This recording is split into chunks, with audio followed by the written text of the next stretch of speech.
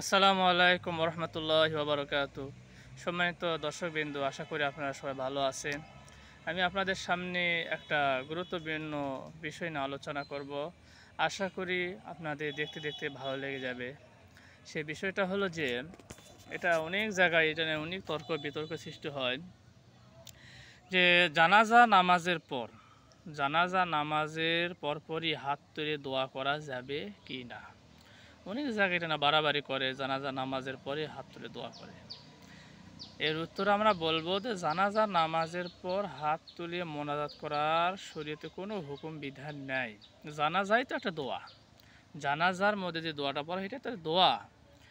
এটা আপনার নবীজির জীবনে বা নবীজির কোনো হাদিস সিরাতের কোনো গ্রন্থে বা সাহাবায়ে কেরাম বা তাবি আইম্মায়ে মুস্তাহিদিন তাবিন কোনো সাহাবী তাবিন ইমাম কোনো কারোর মাধ্যমে এটা কোনো আমলি বা ফেলি দ্বারা প্রমাণিত নাই যে জানাজার পর হাত তুলে মোনাজাত করা।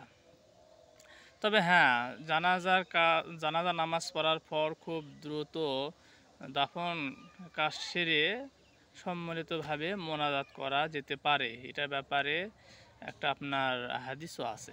এটার ব্যাপারে হাদিস প্রমাণ আছে যে দাফনের কাজ করার পর নবীজি কী করছেন, আপনার ওই জানাজার নামাজ দাফন করার পর হাত তুলে দোয়া করছেন। এটা আপনার এই বিষয়ে আলোচনা বিস্তারিত আছে। সহিহ বুখারীর সর্বশ্রেষ্ঠ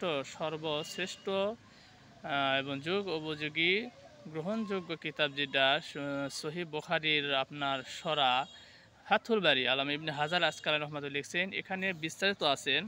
ফাথুল বারীর আপনার 11 নম্বর খণ্ড 122 নম্বর পৃষ্ঠার মধ্যে এই ব্যাপারে বিস্তারিত আলোচনা করা হয়েছে যে জানাজার পর হাত তুলে সম্মিলিতভাবে দোয়া করা যাবে কি না। আর একটা আপনাদেরকে বলি, দলিল প্রমাণ দিই, সেটা হলো আল বাহরুর রাইক একটা আপনার ফিকহ কিতাব। ওখানে আপনার 1 নম্বর খণ্ড 225 নম্বর পৃষ্ঠার মধ্যে আছে যে জানাজার নামাজের পরপরই দাফন কাজের আগে সম্মিলিতভাবে দোয়া করা যাবে না। এ ব্যাপারে আপনারা চাইলে দেখে নিতে পারেন। আশা করি আল্লাহ পাক রব্বুল আলামিন আমাদের কথার উপর বুঝ দান করুক, এর উপর আমল করার তৌফিক দান করুক। আপনারা সবাই ভালো থাকবেন। আসসালামু আলাইকুম ওয়া রাহমাতুল্লাহি ওয়া বারাকাতুহু।